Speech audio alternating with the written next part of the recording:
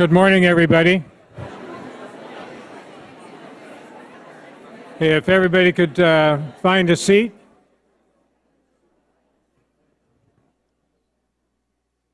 Ooh. I wish this would happen at home. They walk in, everybody gets quiet. Doesn't happen that way. Good morning, and welcome to the 2015-16 academic year. And thank you all for being here this morning. I hope you've had a chance to take a look at the program this morning.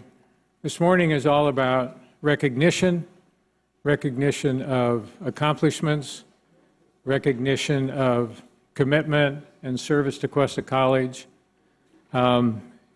It's about new directions, new projects, new tasks before us. It's also about how we're going to move forward with spending $275 million, which is fun and challenging. And then I will conclude the morning with some remarks. So, to begin, I'd like to make a couple of introductions this morning. With us this morning are two of our five trustees, no strangers to the Cuesta family. Trustee Dr. Barbara George, please stand. And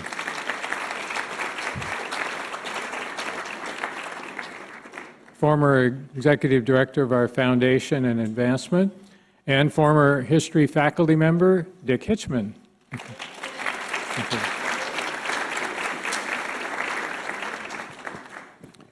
I'd also like to introduce one of my former bosses and colleagues and the fourth president of Cuesta College, Dr. Marie Rosenwasser.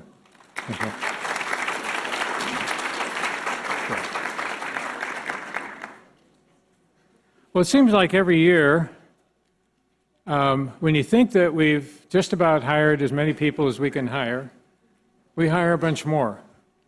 And we have like 75 new employees that are joining us this year. And I'd like to ask the three vice presidents to join me on the stage at this point. Hello? Yeah.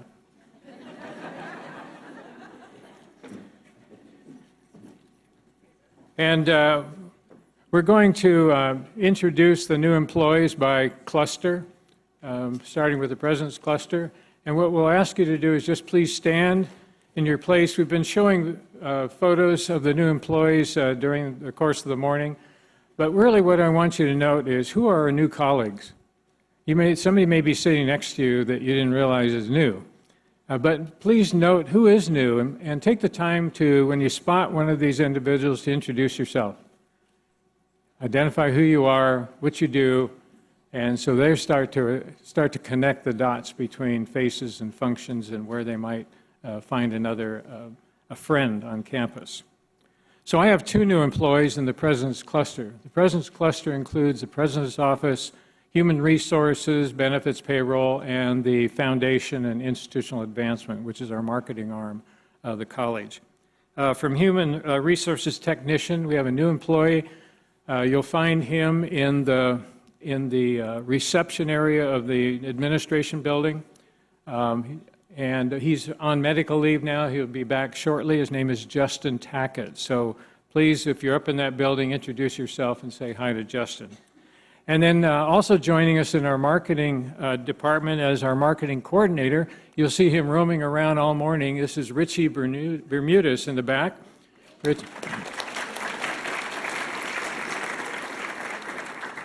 And Richie's a former student at Cuesta College. So, and with that, I'll turn it over to Vice President Sandee McLaughlin. Good morning, good morning. Join me in welcoming new individuals to Student Services, and it's a joy to have these individuals on board. And the list came from Todd, so no preference demonstrated. But the first is Kaylee Mozingo, and she is, go ahead and stand, Kaylee. Kaylee is my new administrative assistant. And You might recognize her. She was our ASCC president in 2011, so we're glad to have her back. Randy Gonzalez in counseling. Is Randy here? Right there in the back. Thank you, Randy. Lisa Huerta. She's been with the college for some time, is now a full-time counselor in North County. Lauren Stewart. Is Lauren here? And Dana Tejada. Now, these two are our enrollment success specialists, and they're out. They have been so busy enrolling students and helping them navigate. I hope that that's where they are right now, and I bet it is. Lauren Freeman. She works in our South County Center. Maylene Ramirez is our evening bilingual proctor. Emily Hinkle is a North County campus site assistant, no doubt in our new interim housing, helping students. And Genesis Newsome, also support site assistant in North County. Welcome to those individuals.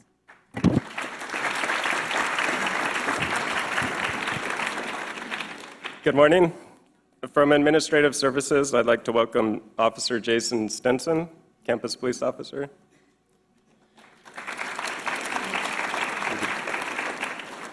We have two new custodians, John Bronca and Brenda Pinson. They work the night shift, so they're not able to be here this morning. And next is Michaela Stone, the Facilities Services Special Events and Program Assistant. Is Michaela here?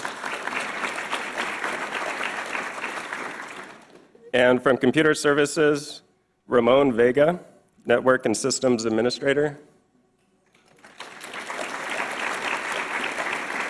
And Programmer Christopher McMains. Welcome. Good morning and welcome back to welcome to Fall 15. And we're very excited, but I'm going to do it a little differently because I'm doing about 65 names. So we don't want to take all that time and get to the program. Not that they're not each individual very important, but we're going to do it by clusters. So the first cluster is humanities, fine arts, and social sciences. And when I call your name, would you please stand up? And at the end of the cluster, we'll do a round of applause. How about that? Okay, Rachel Barnett, Alan Daly, Matthew Davis, and all three of these are English, but Matthew Davis is our new tenure track faculty member. Wesley Sims, English, our new tenure track faculty member. Inga DeRosa, Fine Arts. Marcia Harvey, Fine Arts. Guy Kanar, Fine Arts. Kangu Lu, Fine Arts. And Kangu, are you here? He's one of our new tenure track faculty members. Ava Werner, Fine Arts. Don Hobbs, Language and Communications. Suzanne Gerbasi, Languages and Communications. Lisa Kawamura, Language and Communication. Jeffrey Nachigal, Languages and Communication. John Patrick, Languages and Communication. Mark Bradford, Social Sciences. Kelly Harrison, Social Sciences. Stephen Roldan, Social Sciences. Linda Scott, Social Sciences. Laura Harris, Student Development Success. And Christina Little, Student Development Success. Let's have a big round of applause.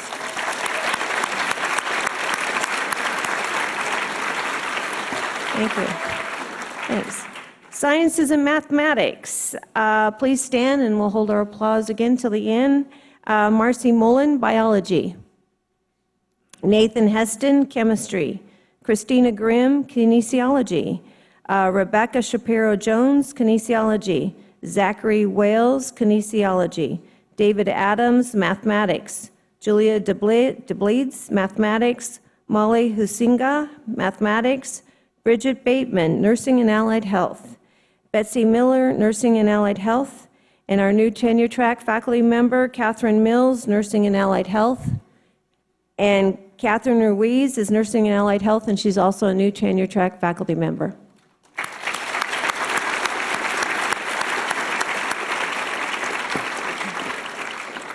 Next, we have Workforce Economic Development and Community Programs, Carol Braun.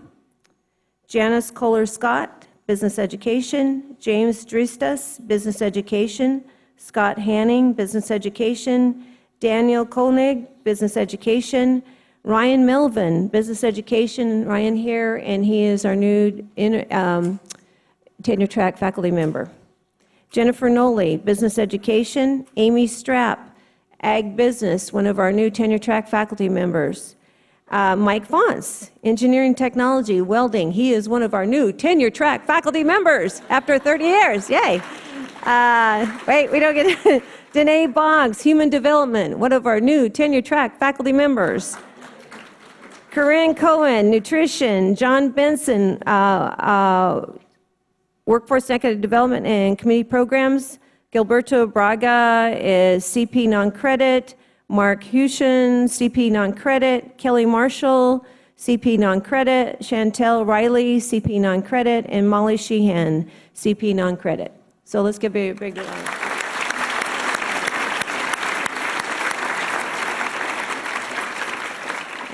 Now we're done with faculty. We're moving on to academic affairs. And we have Lee Geronimo, and he's in community programs in community programs. I'll just say community programs. Please stand up, Lee. Monica Mercer. And a lot of you, she's not here. Anyway, oh, that's right. I know she's at, sorry. She's at Taylor Swift concert. Okay. That's true. All right. Nicole Albertson. Nicole Albertson is the Director of Student Equity and our Success Center. So, Nicole, yay. Sarah Twizzleman, please stand. Nursing and Allied Health Program Specialist. Erica Garcia, Secretary 2. Robert Richerson, he's a skilled maintenance engineering technician. And we have Keith Austin, instructional facilitator in CDCR. Barbara Hoffman, instructional facilitator in CDCR program. And we have John Benson, a program supervisor for CDCR. And we have Jennifer Noriega in our Student Success Center. And if you're here, please stand. And let's give a big round of applause.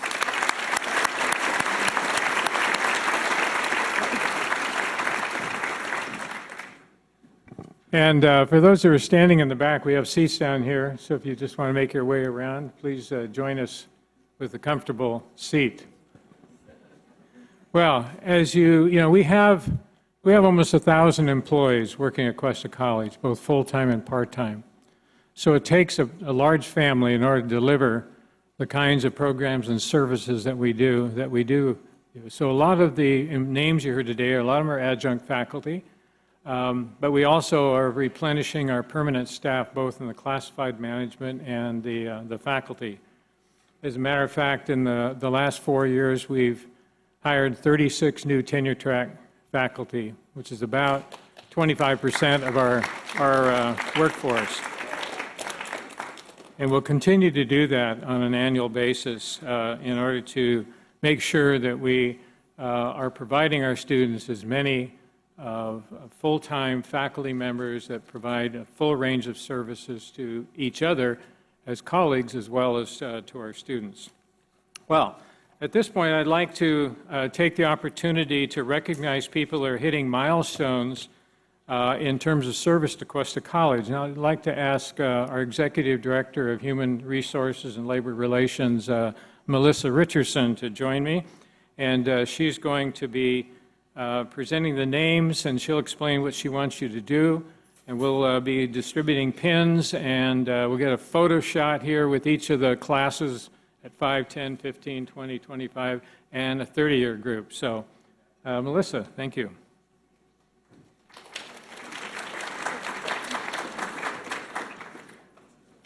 Good morning. So if we could, as I call your name, if you could come and line up right here in front of the stage, and then if you could hold your applause until after. So we're going to recognize the 5 years of service: Rick Camarillo, Jesse DeBill, Silvio Favoretto, Stephanie Federico, Claudia Faraday, Teresa French, Karen Garza, Zach Hall, Sam Houston, April McGee, Bill Norris, Amy Pike, Mary Rash, Justin Tackett, who is not going to be here today, Fred Trombley, and Megan Van Dalen.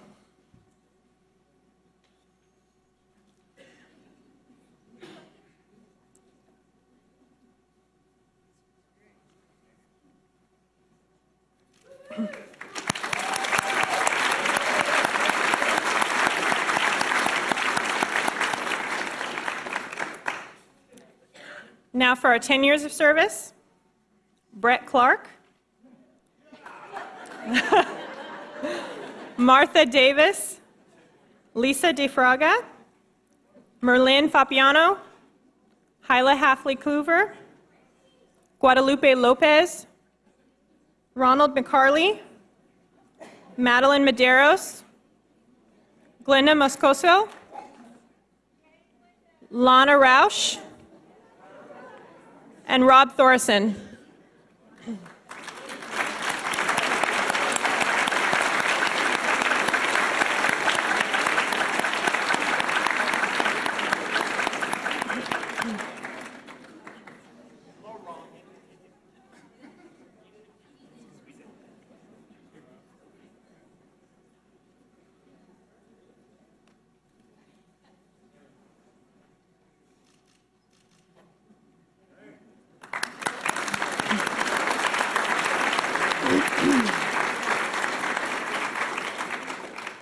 For 15 years of service, we have Sean Bowling, Jennifer Correa, Sally Demarest, Chris Gilbert, Jesse Haganese, sorry, and Kevin Witten.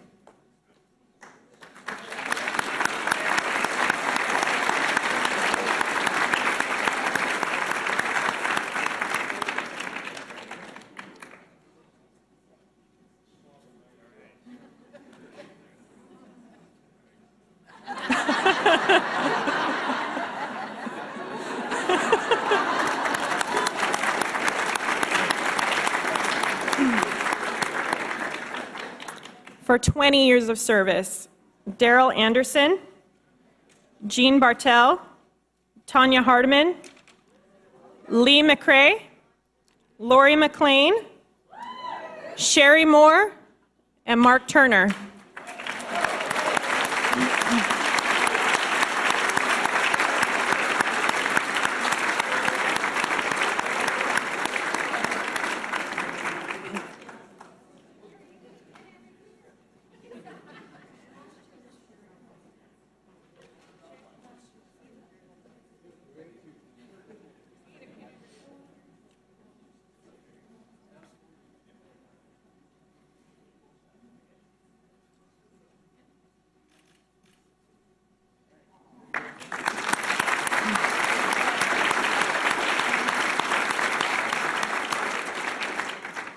For 25 years of service, we have Ed Conklin, Eileen French, Jeffrey Jones, Nancy Mann, Stephen Marinelli, Lynn Mall, Michelle McCostin, Judy McDaniel, Kristen Pimentel, and Cheryl Zeal.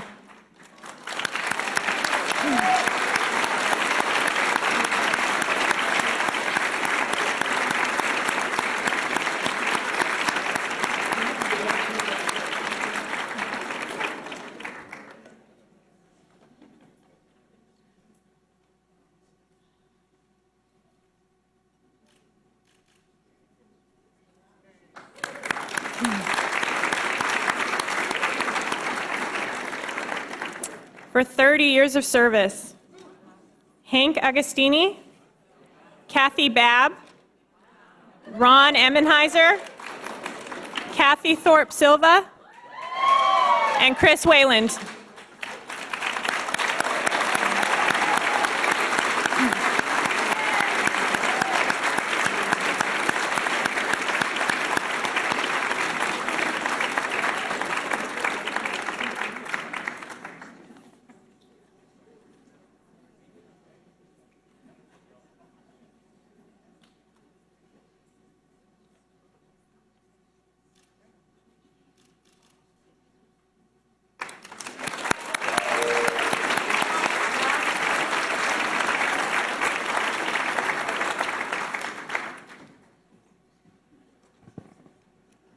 I remember one year, I think it was in Randy Gold, hit the 40-year, but we didn't have a 40-year pin. So they gave him two 20s. Yeah. I guess it all works out, you know. So anyway, congratulations to all of you who are receiving those recognitions today.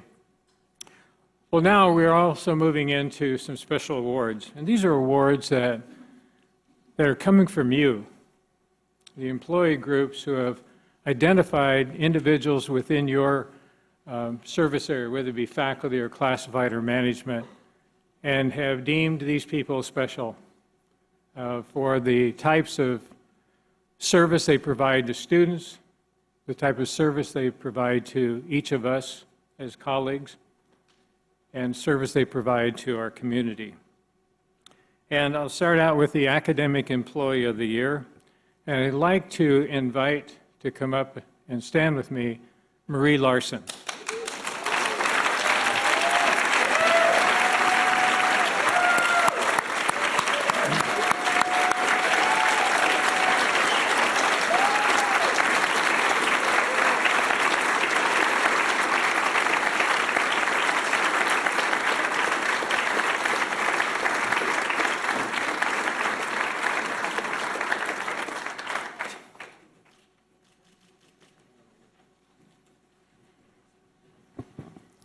Marie is the chair of the Mathematics Division.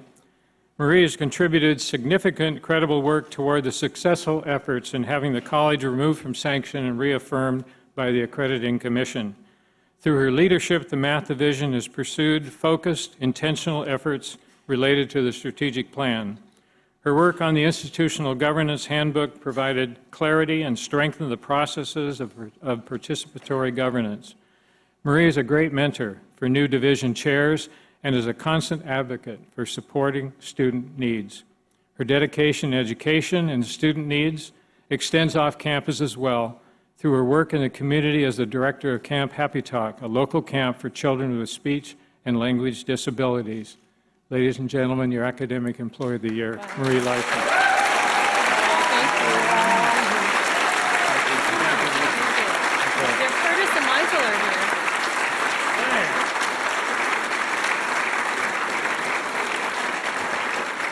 And so joining Maria is her husband, Curtis, and Michael, the renegade, is her son. So.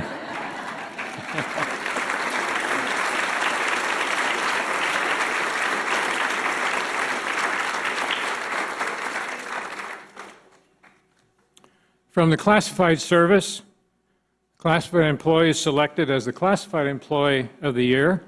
Somebody who was just up here a little bit ago receiving her 5-year pin, April McGee. Thank you.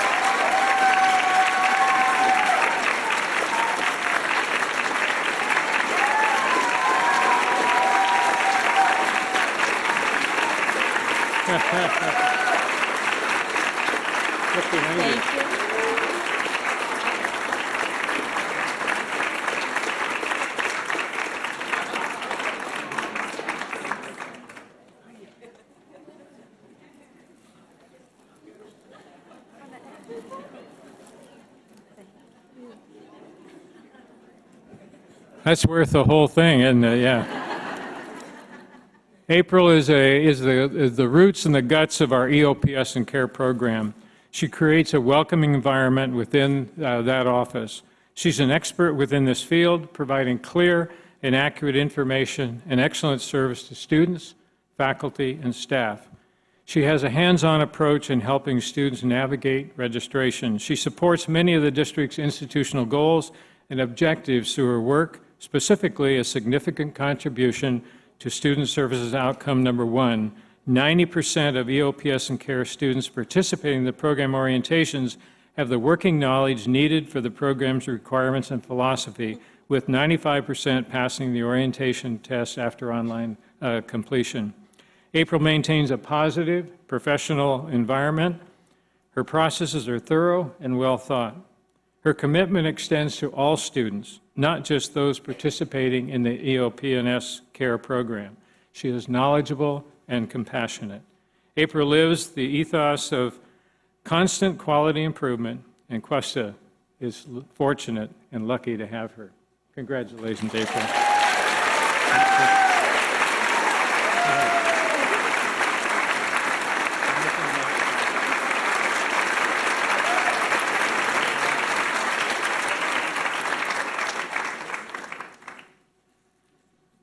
And the selection by the employees in the Management Senate this year go to Sabrina Robertson.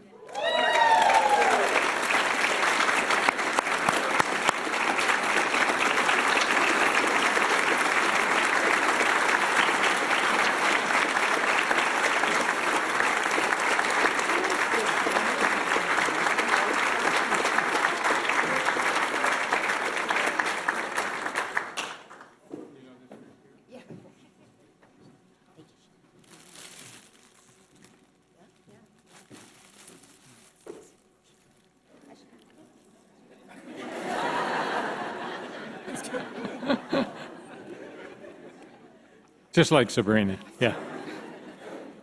Sabrina is a visionary and inspiring academic manager. Her recent initiative and focused work on the district's dual enrollment program will have a significant impact on student success. Regionally and nationally, data has confirmed that where the Get Focused, Stay Focused curriculum has been used, students have higher graduation rates, are more likely to attend community college, are in need of less remediation when they get to the college.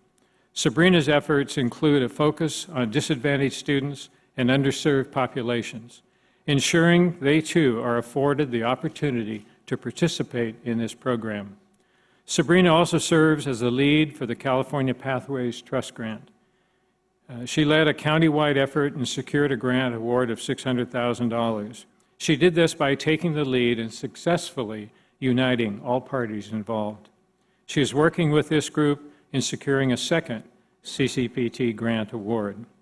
Sabrina is a competent, well-formed, and meticulously prepared manager, and a well-respected, effective ambassador for Cuesta College. Sabrina, congratulations.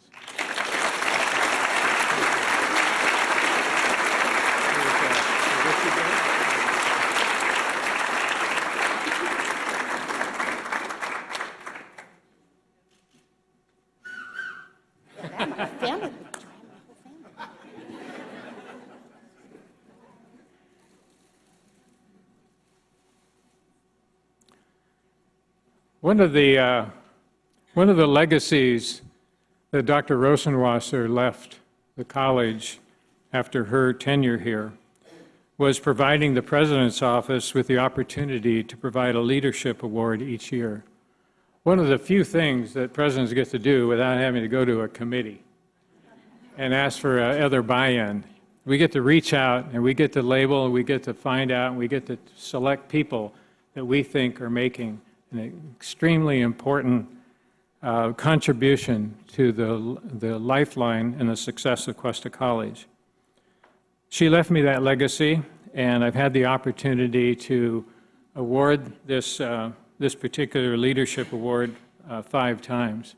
Today, we have an exceptionally deserving recipient of this award today, and I'd like to have join me on the stage today Dr. Kevin Bontenbal.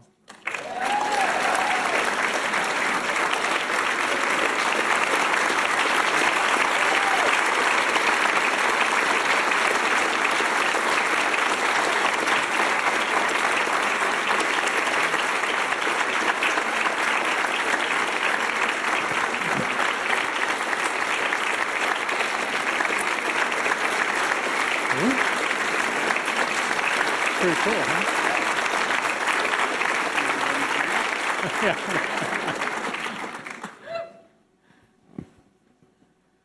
Well, Kevin didn't wear this this Cuesta shirt today because he knew he was getting this award. He wore it because he's, again, on the bocce ball champion team from this year. Oh, 10 plus points. Never quits, never quits. Well, Kevin, You have just completed an amazing 4-year term as Academic Senate President. And you came in at a time when we needed tremendous leadership and participation from our faculty to help us get through and navigate the duress that we were feeling at the time with our accreditation challenges.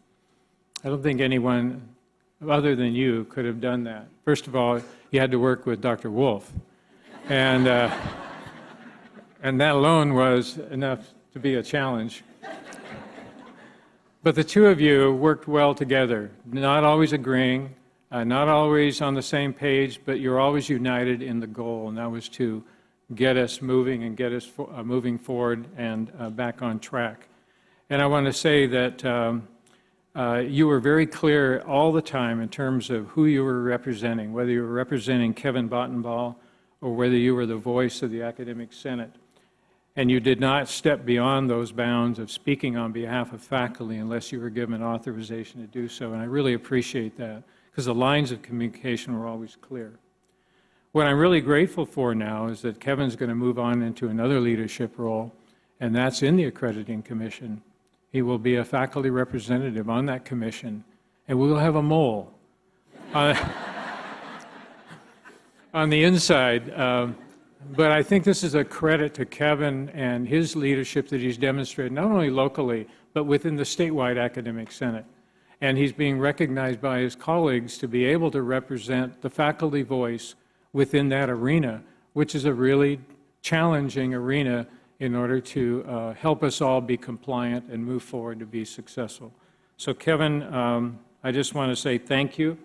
As a leader of the college and as a fellow colleague of the contributions you've made, and you're well deserving of this recognition. So thank you.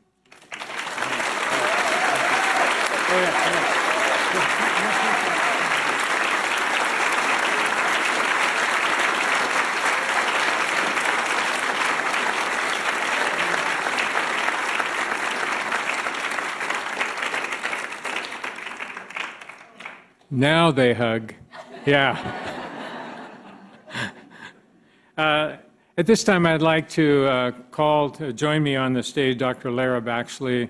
Dr. Baxley is a chemistry faculty member, but she's also the new Academic Senate President, and she's here to make the Teaching Excellence Award.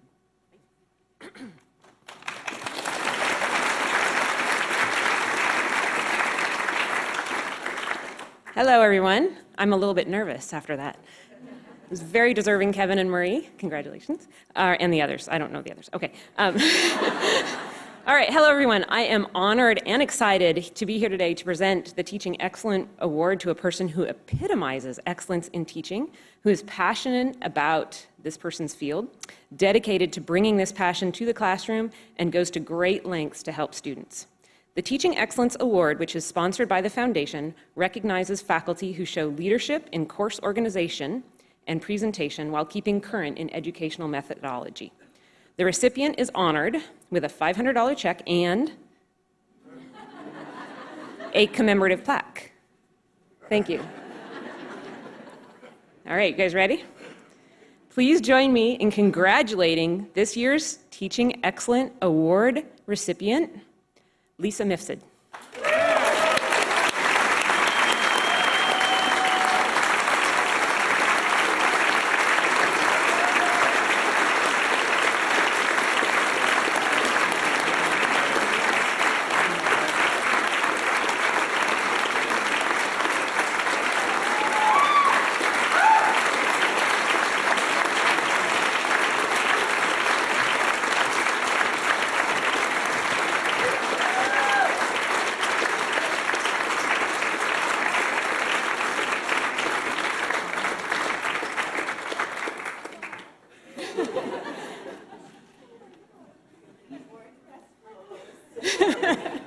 She's always dressed for this.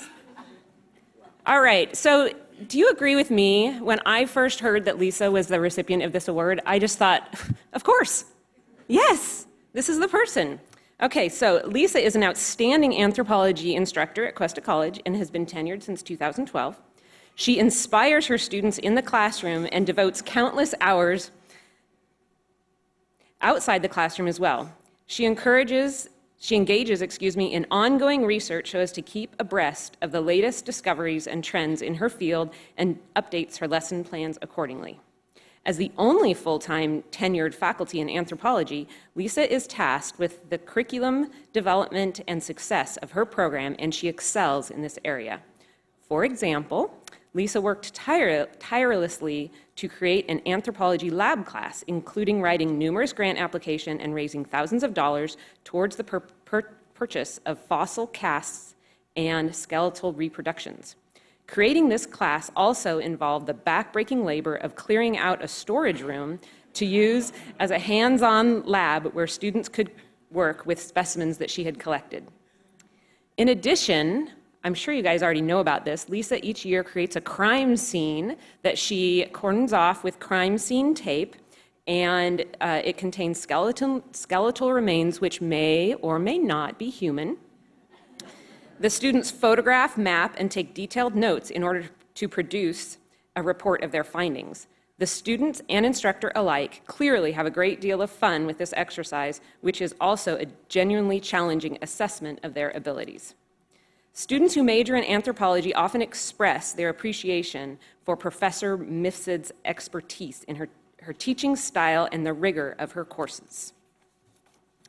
Faculty who have visited Lisa's classroom have commented that they are impressed with the frequency and effectiveness with which she uses interesting pictures to illustrate her points. They report that she is able to give a tremendous amount of detailed information about the content of these pictures and is able to answer students' questions about the pictures in great depth. In the 2015 Institutional Learning Outcomes Assessment Report, which is there is a survey that students take, students have commented without being asked, "Lisa Misfud was the best teacher I ever had at Cuesta. And my professors were helpful the most when they were experts in their field," Misfud, for example. In addition to her success and dedication in teaching, she is also actively a professional in her field. She has edited and contributed to anatomy and anthropology textbooks, and she consulted with archaeology firms when a local construction project turned up a Native American burial site. On a personal note, my daughter, Alita, who is about to be a senior in high school, showed an interest in anthropology, and we contacted Lisa, and she dedicated some of her time to talk to Alita, invited her to her class, and Alita sat in on some classes, and she is planning, as a senior in high school, to take cultural anthropology with Lisa in the spring. Finally, one cannot discuss Lisa without mentioning her exuberant, delightful, and witty personality, and of course, her love of squirrels.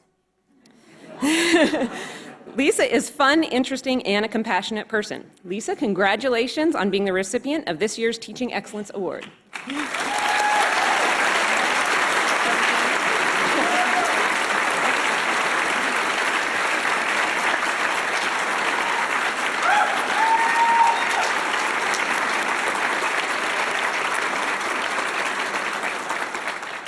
So very rarely do I have few words. This is it. So nervous. Thank you so much for this honor, everyone. It was always a dream to teach anthropology. It was a dream to teach here at Cuesta. And you all, every day coming to work, I never call it work. I always say I'm going to school because I always learn something from my colleagues and from my students. So thank you very much.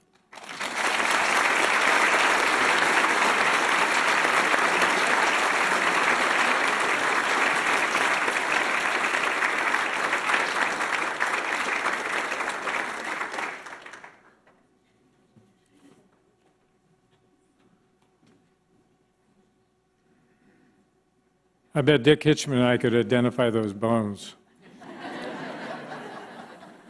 We lost an English teacher in 1973.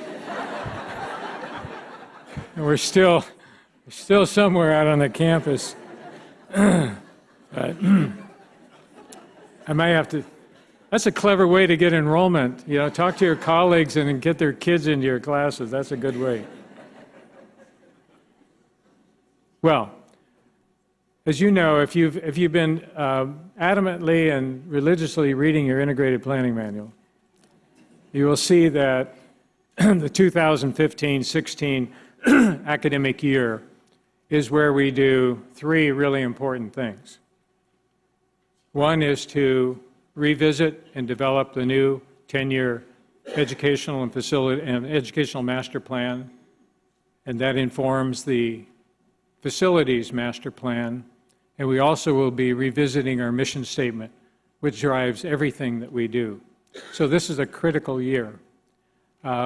And to be able to present that to you and describe where we're going and how we're going to move through this process, I'd like to invite to the stage Vice President of Academic Affairs, Dr. Wulff. I'd also like to invite Dr. Eva Conrad, who is our consultant. Okay. And also Dr. Lara Baxley, who will also be assisting in this presentation. So, ladies and gentlemen, Dr. Wulff.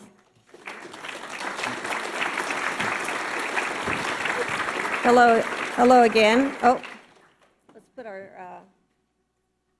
presentation on. That would help.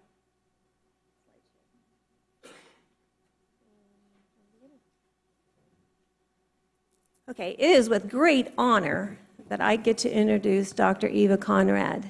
And for those of you that don't know Eva, you can read on the slide her experience. But I want to tell you a little bit about Eva that some of you might not know or have not been introduced to her yet. Eva is a well-known expert throughout the state of California. When there is an issue with a community college, they call Eva. And we have also what happens is when colleges know about, then they tell somebody else that another college is in trouble, and they tell them to call Eva. So Eva is a very busy woman, but throughout the state, she has done tremendous work. She's known for institutional effectiveness, integrated planning, governance. Do you remember that governance workshop we had? You know, educational master plans. I mean, it goes on and on, her expertise. So in 2012, Eva was the life ring to Cuesta College when we were going through a crisis. And when I look at it, and all of you that don't know were involved, she was a mentor and an educator to this institution. And between 2012 and 2013, how many times did you hear Eva said? You'd be in a meeting and we'd go, Eva said. And I think Sally Demarest said it more than anybody else.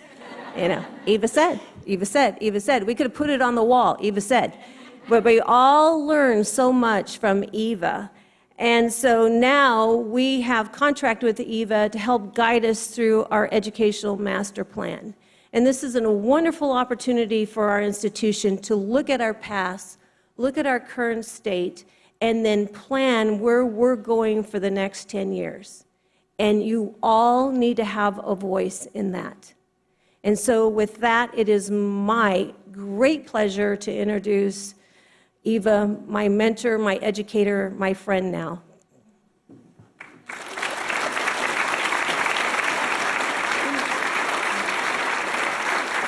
Okay. Notice the extraordinaire. So I can use this? Yes, you can. How do I go? Like that? There you go. Oh, I think you did. Oh, Wrong way? No? it's the little arrows. Technical difficulties, excuse us, just a moment. See, oh, we lost the slide, sorry. Can I just do that? Yes, you can just do that too. This is why we were good partners. There you go. Now I can use this. Yeah. There we go. Okay. Good morning, everybody. That was hideous. It is like punishment to sit and listen to that because you all are the ones who did the work. And we're going to talk about some of that work today. I am so honored to be back here. When Gil called, his message was, do you want to come and play at Cuesta some more? And I didn't even have to hear what it was about. I answered yes before he gave me any details. So let me begin today by telling you a story. Ready? Once upon a time, there was this amazing college. Had about 10,000 students, had really dedicated faculty and staff and administrators. It had a main campus and several off-campus sites. It was in a college town, which makes a community college extra special. And it was near the ocean, which makes it really extra special. This is an idyllic setting. Who would have the audacity to criticize anything in this setting? That would be the accrediting commission. I'm not sure which of the, can I do this? There we go. So one day in 2002 came a letter from the commission saying there really are some problems with planning.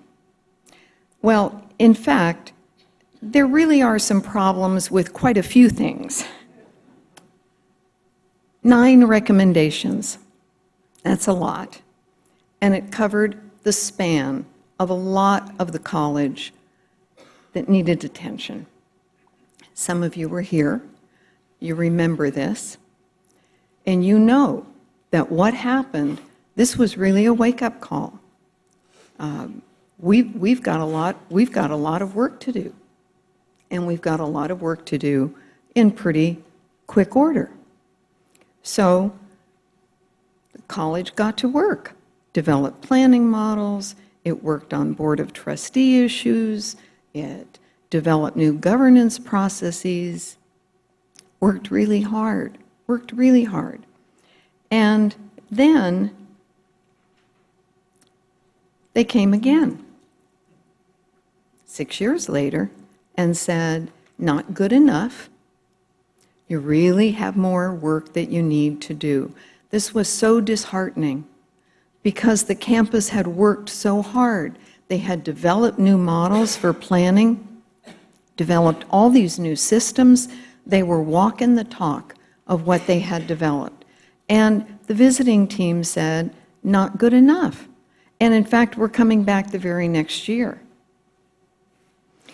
And they came back the very next year and said, not good enough. This was so disappointing. It was, well, what do we have to do? College was now on probation. And the commission said, we're coming back again next year. And they came back next year and said, what? Not good enough. Not good enough. You aren't following some of your own planning models, you don't understand some of these terms, and you are now on show cause.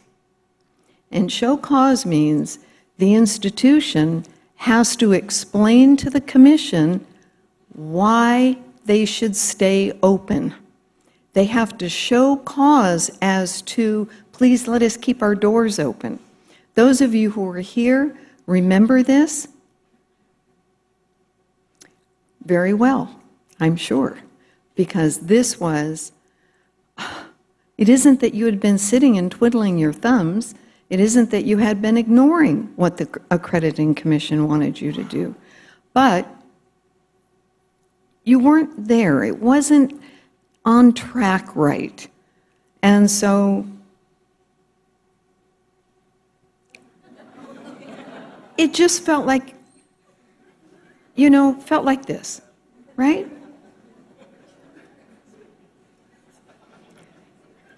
I came to campus the first time in February of 2012, and we had a few moments like this, and then we got up and we got to work because it's Cuesta College, and we're going to make it happen, and we did. First of all, we had to really pay attention to what the team evaluation report was saying. A lot of it focused on recommendation 2. I won't go through this detail, but it touched every facet of planning. Every facet needed to be revised in one way or another. Part of the issue, and part of why I wanted to tell you this story this morning, is that part of the issue is that every time the accrediting commission told the college, you need to work on planning, you all developed a new planning model. In the space of 10 years, you developed 4 different planning models. You didn't follow them because there wasn't enough time before you were throwing it away and developing a new one. So whenever you walk past the integrated planning manual, or pick it up from your desk, because I know it's right there, handy, just kind of, caress it a little bit, because that is such a key to the sustainability of the health of this institution. It doesn't mean it can't change. You have a process in the planning manual for changing the planning manual, but you do it within the process. Team evaluation report was critical of the core principle idea. Those are aspirations and wishes. They aren't data-driven. They were critical of the strategic plan because the strategic plan and the facilities plan and the technology plan and program review all need to be connected to the educational master plan. And the strategic plan did not have measurable objectives. So this is a lot of jargon, but it means some pretty important things.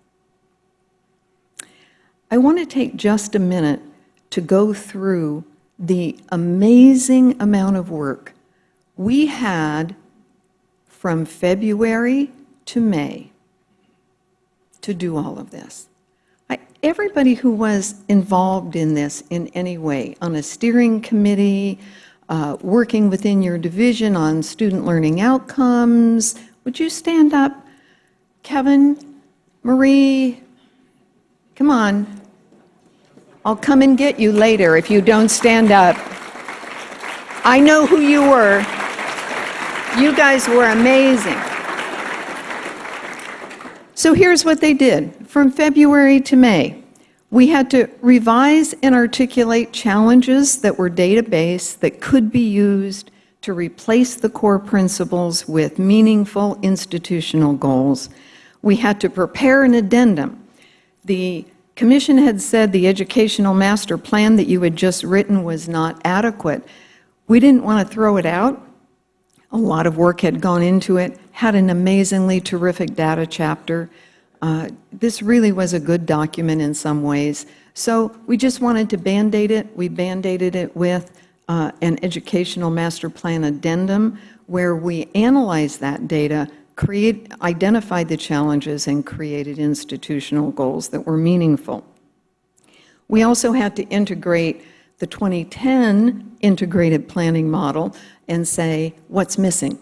I don't know if some of you remember that exercise. We actually sat down with the model, we sat down with an outline of what the Commission wanted, and we identified what has to be built that isn't in here. And then, of course, we had to build it. Once we identified what was missing, we had to develop those processes. The amount of hours, the amount of drafts, just a lot. We had to create clear definitions of everything. You can't call everything in the institution a goal. You take that word goal, you put it in capital letters, you use it to mean one thing and one thing only. Individual clusters or departments or divisions do not have goals. They have initiatives because only the institution has a goal. That was the decision of the brainstorming folks sitting around the room. So, getting really clear about language so we can talk to each other about planning. We established a 10-year planning calendar. Gil showed it to me yesterday. Still using it. You're checking things off as it comes along. That's incredible. That demonstrates sustainability. Any new administrator or faculty member, classified staff who joins this campus should be given gift-wrapped a copy of the Integrated Planning Manual because it explains how to do it the Cuesta way. And the Commission says the Cuesta way is the right way. So That's terrific. We developed a strategic plan progress report. Sandee, you may remember a few of these nights where we worked on trying to gather that. And oh, by the way, we also had to create a strategic plan that had measurable objectives from February to the middle of May. Pretty mind-boggling. Pretty mind-boggling. People were exhausted, but successful. So, fast forward, here we are, and we're continuing to work the model. And the model says this is the year to build an educational master plan and a facilities master plan. Some campuses call that a comprehensive master plan. Some campuses just call it a master plan. But it's going to have two parts, education part and facilities part. This morning, I want to briefly go over what's going to happen this fall. We'll come back in the spring, Chris, nod your head, and talk about how the facilities portion is going to be developed. So here's our process. Using your integrated planning model, what we begin with is an analysis of the previous educational plan. Note, you never update an educational plan. Educational plans have beginnings and end. Those beginnings and ends are right on the cover. That plan is done, was 2011 to 2016. We're going to give it a nice burial in the beginning of this new document. We're going to create the context. We're going to talk about what's going on in higher education. I think Deb's going to cover that next with what's going, and Lara, with what's going on in the state, and there's a lot. We're going to look at data, what is happening internally, what's happening externally, what's the context in which we are planning, and what are the demographic changes? What is the census predicting for the communities that we serve here at Cuesta? We're going to use that analysis to project growth or stability in enrollment. We're going to identify the challenges. Several of you were with us yesterday when we began that work. Can you see a show of hands? About 75 of us were there yesterday beginning to develop these challenges. And we're going to come back in October 14th and have another all-college meeting to develop those institutional goals. So we'll do all of that together. There are 4 chapters in the educational plan portion of the Comprehensive Master Plan. I'm going to go through those real briefly. The background is that context. What about this district? What about the previous plan? What do we know that's going on in the economy? What is the labor market need going to be? We need to think about all of that as we build the next goals. Chapter 2, which I lovingly refer to as Ryan's chapter. Oh, excuse me, Dr. Okay, it has 3 parts. External scan, which means what's going on external to the college, internal scan, what are the challenges we're facing right now as an institution. We looked at a few of those yesterday, and then implications for planning. What do we know from the data that we should consider? This is where we develop the challenges. We use the challenges to develop the institutional goals. The institutional goals are going to drive us for the next 10 years. We got to be careful with these. These are hard to write because they have to be specific enough to be useful to us, but they have to be general enough that they can last 10 years. Not a simple task. And then chapter 4 is the chapter in which we are going to analyze each instructional area and each student service. What's happening in the data, sort of like a meta program review in some regards. But we really need to identify, once we project growth or a growth level for a particular instructional area, what are the challenges or barriers to that area achieving that growth? Some of that will inform the facilities plan. some of that needs to inform other processes, such as program review. How can you be involved? Oh my God, we need you. This isn't going to work if everybody doesn't take some time and energy to do this. We have a wonderful master plan ad hoc committee co-chaired by Bill Demarest. Bill, I saw you come in. There you are. Great. And Deb. And in the spring, Chris will probably step into some of that also as we move with a greater focus into facilities. But the cycle is going to go like this, and you're going to get these emails from Lisa, who's been assigned to help out with this project. So she'll be occasionally missing from the area where you're accustomed to seeing her over in the other wing next to Deb's office. But here's how it's going to go. Every draft that's written goes first to Cabinet and the Master Plan Ad Hoc Committee. They are the first readers. When they finish, comes back, we revise the draft, then it goes out college-wide. And we do that over and over and over. The college will have 3 or 4 opportunities to look at the drafts. Dr. Stork will bring the board along in a similar fashion, giving them drafts of a chapter at a time. We'll never ask you to read more than about 35 pages at a time, but we really need you to read those 35 pages and give us some feedback. Our hope is, and our plan is, that we'll be finished early spring. And to make sure that everybody can stay in touch with what's happening with this really important document, Todd and Lisa have helped us have a master plan website. And all of the committee meeting minutes will be there, the drafts will be there, PowerPoints about master planning that we use will be there, etc. And Deb, how can I go there? I do expect that you would quickly memorize this URL because URLs are so easy to remember, but Todd took advantage of our faulty memory. And it's linked from the front page of the college website. There's a direct link, and the URL is also on your program for today.